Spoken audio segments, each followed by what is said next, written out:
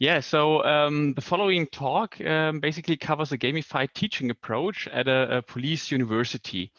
And as the title suggests, it covers a potential crime, and it also scratches on the traditional definition of gamification.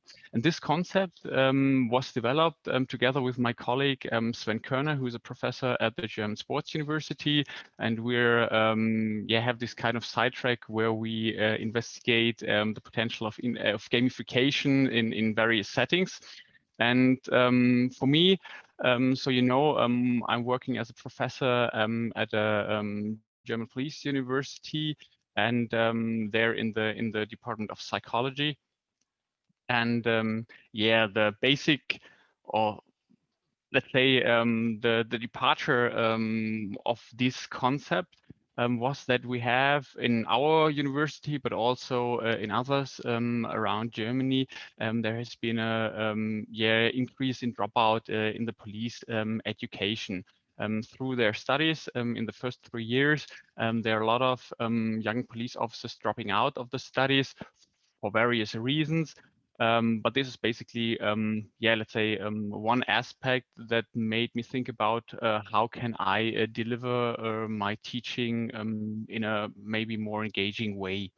And the second aspect is that the police itself, it's course through the kind of work, they're working in a very hierarchical structure, and therefore hierarchy in also in the university from police students is not key, but it's also kind of problem because they are we have only this quite these kind of power imbalances in there. And I was thinking about how to challenge these kind of things, because my normal background is basically I'm looking at conflict management of police officers, and I was thinking about if we want to engage in, let's say, on an eye-to-eye level with our citizens on the streets, we have to live up to that ideal in the education as well. And that's why I find it very important to be on an eye level with the students. But thinking about that, if they knew my rank, that's a professor, they were like, he knows everything and we don't nothing. And in order to counter this kind of maybe initial imbalance, I was thinking about this kind of learning approach or gamified learning approach. So basically, when we talk about, in my case, psychology, it's the content. You see this dimension in the bottom of the screen, and of course there's the teacher. If it's me, yeah, of course I'm the teacher, and the different students, which are of course quite colorful, like here as well. And of course you have several pedagogical approaches to get the content to the students, or at least to engage the students with the content. And it's worth noting that, of course, the students can't engage with the content even without you. They don't necessarily need you as you maybe think, but that's, of course, is a kind of pedagogical discussion. And concerning gamification, this adds, let's say, a fourth dimension on it. And as you can see on the slide, gamification influences maybe influences the students. It interacts with the content, and of course with the teacher as well. And this, of course, was also a starting point, because I basically like to game a lot. I like to play. And that's why I had a lot of fun implementing this kind of gamification approach. So I'd like you to introduce you to this approach, and of course we evaluated it, and then we draw some conclusions from it. So when we look at the curriculum in the police education in Germany, in North Rhine-Westphalia, where I'm at, we have 3 periods where the students, the young police students, are at the university. There's this Grundstudium. It's a kind of basic study in the beginning. It's a period of 7 months, and then in the second year, they're for 3 months at the Hauptstudium 1. It's kind of main studies 1, you would translate it. and then the Hauptstudium 2, main studies 2, which lasts for 4 months. In the periods in between, they are at their practical training, where they learn to do traffic stops and learn all the practical work, and they are on the streets where they have their field training going on. So during these periods, 1, 2, 3, they're basically like, let's say, normal students at a university, where they have a lot of theoretical education with us. So since there were 3 parts, I split this concept in like a good TV series in 3 seasons. And in these 3 seasons, they all had, let's say, the same story arc. The professor, which is basically Professor Staller, wasn't there, and he never shows basically up. So that's how I introduced myself in the first lesson. I said I'm basically Professor Staller is not here, and I'm gonna take on the lecture. I'm gonna take on the lectures. So in the first season, my name is Mr. Sepur, and I work at the game development company. And there I try to engage the students in kind of gamified approaches. They should deliver a game to the other students. And yeah, that's basically their assignment they have to do in the first 7 months, and this assignment should cover all the psychology content they are learning. And since I'm a game developer myself, Mr. Sepur, I say in my company, the atmosphere is very relaxed. So I'm taking this atmosphere here, and we can work on an eye-to-eye level and start from there. And of course, I have studied a little bit of psychology, so I get the psychology content across, but in this kind of gamified environment. And in the next in the second season, of course, the professor wasn't there as well, and I took another job at the newspaper, Daily Planet. Maybe you know it from the DC universe. And I was working there, yeah, in this company. And in the last season, I was head of department of top development. And again, of course, the professor is missing for another reason, which they find out throughout the narrative in this yeah, in this gamified approach. So if we look deeper in the into season 1, let's call it, in the beginning of the first lecture, they got this kind of newspaper where it stated that the professor is kidnapped, and the substitution, and yeah, we have to work around and find a solution to this problem. And throughout this season, more and more clues come up, and the students are asked to help by the local police department to communicate with the kidnapper and to negotiate for ransom, and to get this, yeah, conflict in, yeah, you can say kind of conflict resolved. And the project the students engaged with in this kind of period here, they are negotiating with the kidnapper. They learn how to, yeah, active listening, all the conflict management skills they learn throughout psychology, they could put to practice in there. And there were some kind of narrative elements, and they got briefed by special forces operators and debriefed by them. So in every lesson, in every session, there was a kind of narrative element which pulled them through the whole season. And in the end, of course, the kidnapped professor was released, and he promised that he will show up in season 2, or at least in the next Hauptstudium for the students. They didn't know it was a season. So in the next season, spoiler alert, the professor wasn't there as well. And I said, I'm as Mr. Sepur, the substitution. I now work at the Daily Planet, and you can help me with the work I'm doing here. And we are looking into police work. And we look at videos from police work they're doing on the streets, and we evaluate the content from a third party perspective, like normal journalists would do, and evaluate the work critically. So the idea behind this approach was that they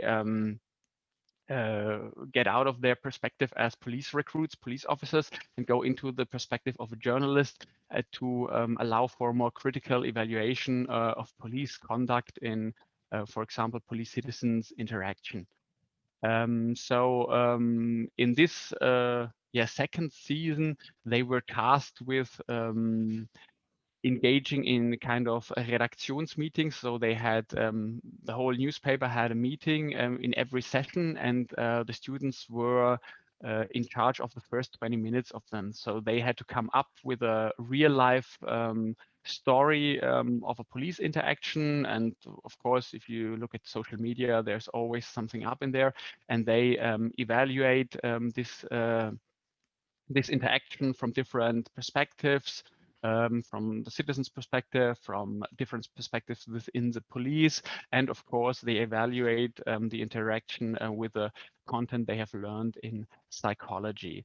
And as you can see here in the picture, they come up with very creative ideas how to deliver this content. They even printed newspapers, and but this was basically up to the students how they would deliver their meetings. And of course, in the second season, they did such a good work that in the end, the missing professor said to them via a video message, "Hey, thank you very much, and I will come to your last Hauptstudium, to your last main studies." But nevertheless, of course, the professor didn't show up again. And me, as Mr. Sepur, the substitution, I was promoted to the Department of COP Development. And of course, the newspaper said professor is still missing. And what we did in the last season of this gamified approach was we applied a concept known as the sport education model, where there are the seminar gets divided into equal groups. For us, it was always 5 groups. And these 5 groups, they got some team names, which they, of course, choose by themselves. And they competed against the other groups in every in every psychology session they had. And in each psychology session, one group was in charge of doing or hosting this kind of competition. So if team 1 was in charge hosting the competition, they made sure that the team 2, 3, 4, and 5 competed against each other in and the game they could choose, but the game should be related to the content which were taught in psychology. And you can see here in the picture, one team chose that they did a quiz show, and they did a quiz show with everything. So with buzzers, with the jacket of the quiz master you see here, they had intro music running while all the participants moved to the stage, and it was basically very, very fun. And the questions, of course, they were basic questions for psychology in this main studies, in this main study period, in the last one. And of course, then there was this kind of a ranking table where they could see which team is currently on the top position. And of course, in the end, there was a winning team, which we celebrated. And this was basically in every session, the last 20 to 30 minutes was this kind of gamified environment, which the students were in charge of. So, and in the end, of course, the professor was, or they at least they found some clues about what was going on with the professor, but I will come to that later on. Yeah, so after these 3 seasons, which basically took 2 years to complete, we evaluated it. So all in all, 14 courses were taught in this gamified concept. All in all, more than 400 students. And a lot of the courses, they enjoyed season 1, 2, and 3. But there were also courses, it was due to administrational reasons that I was in charge of a course that I had only in the main study 2 and the main study 3, so in the last 2 seasons. And for them, of course, the gamified concept should also make sense, even if they haven't seen or haven't experienced the concept in the season 1. So at the beginning of each season, they got this kind of video clip, what has happened so far, so they can immediately engage in the content.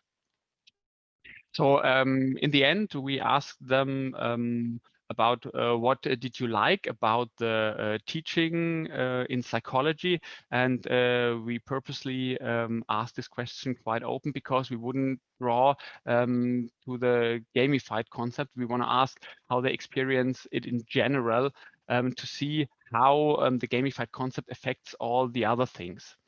And of course, we asked them, what didn't you like in the psychology lessons? We analyzed this concept. We analyzed the data with qualitative content analysis by Myring. And of course, we did throughout the 2 years a lot of field notes, which we also analyzed with this method. So the results you see in the bottom of the screen, there were positive effects that were also negative as well. That's basically organization and gamification. In these, yeah, concerning the organizational aspects or themes that were mentioned, the students said that the group work made a lot of fun, and there were other students said the group work didn't make a lot of fun. And the same was with gamification. A lot of them said, the superhero stuff, the universes, the references to the pop culture and the narrative, it did make a lot of fun. We really enjoyed it.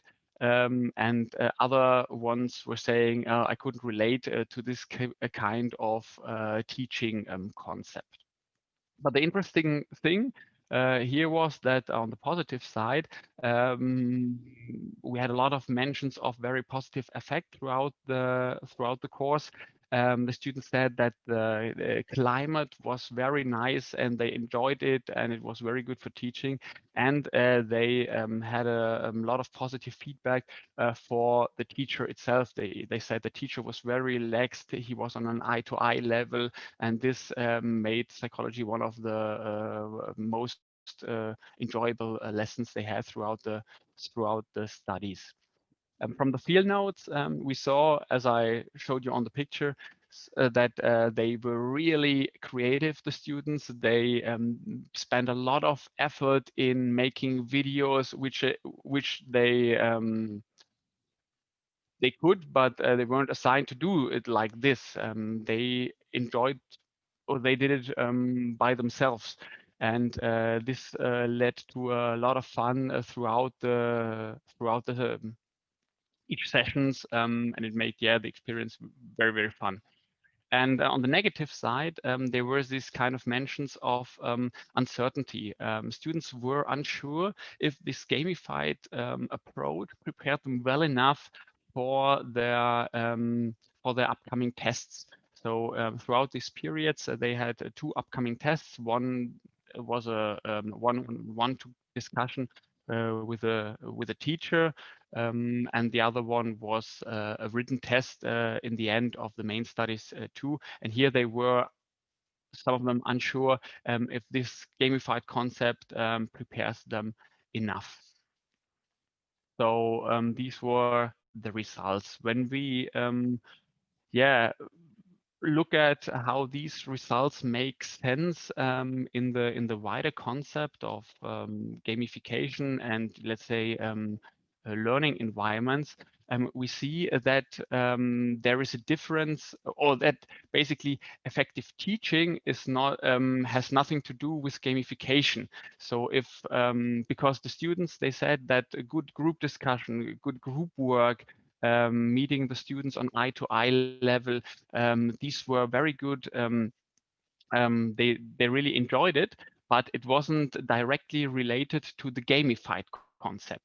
So the thing here is that the gamified concept basically, from my perspective, allowed that these things would happen, but the students didn't experience it on their side, that it was due to the gamified learning concept. Yeah, they enjoyed the positive learning climate, and this is basically what the students enjoyed. And from my reflection, I had to say that I really spent a lot of time in hiding Easter eggs throughout the sessions, and to prepare yeah, everything that the aesthetics inside the lesson fits. I wore the appropriate T-shirts. I had mugs from my company, which my alter ego works in, when I came into the classroom and all this stuff. And this made, yeah, let's say, the teaching for me very fun. And through this very relaxed attitude I had towards the teaching, this is what basically the students experienced. So the thing is, maybe I played a little bit more than some students, but this had a very good effect on the students as well, inside this whole teaching climate. Yeah, so that's basically the thing when we talk about gamification. If we employ some game elements towards a context that it's not per se gaming like. But for me here at this point, it was like, since I played on a lot of occasions, even the students didn't feel it that I did. The question is, who has to play in order to something call or yeah, to something called for gamification, that we can call it gamification. Yeah, so all in all, it's kind of, or at least that's what the point we are trying to make, is that gamification itself is kind of a volatile concept, and if we employ it in this kind of pedagogical in this kind of pedagogical environments, we have to make sure that even students that don't want to engage, they can also experience, let's say, the normal content without the gamification content. And that's basically what this kind of approach always made sure, that the students could engage in the concept, in the narrative, but they also could choose not to, and they also had the same interactions with the other students inside this seminar as well. So nobody was excluded from the narrative if they don't want to engage in it. Yeah, so rounding this whole thing up, I asked the question in the beginning: is it a crime? And that was basically a question which was stated on a meta level for the student as well, because in the end, it was the question if it was a crime that the professor wasn't there, if it wasn't that he wasn't kidnapped. So in the end, they basically uncovered this kind of USB stick, and on it they had several video files on it where they could yeah, get all the backstory why the professor was missing, and they found out that basically Mr. Sepur and the professor is basically the same person, and this was a whole setup to get the police practitioners, the police recruits, to reflecting on hierarchy, status, and how to invest and how they investigate crimes as well. Yeah, so all in all, this kind of concept was, or we rated it quite positively. And yeah, what's up next? We now took it on a next level, which we are now evaluating. So there now has been some websites added where they can engage online with the content. We polished some assignments they had, especially in the basic studies, because in the last assignment was they should create a game for police recruits, and some of them, if they don't want to engage in this kind of gamified learning environment, they were like, how should I create a game? So it was kind of far away from them. For few students, other ones enjoyed it as well. So we changed the assignment to that they should create some kind of reflect tool, we're calling it, that they should create kind of toolbox where police officers could reflect on their whole or on their own work. And if we see the discussions we had in 2020 around police work, there are a lot of things which is worth reflecting on, of course. And this basically provides a very good handle where they could tap into the content we have in psychology and don't necessarily need to create a good game. But if they want to create a good game or something like this, it's still manageable to do so. So we polished the assignments a little bit, and let's see what this goes up to next. So thank you very much.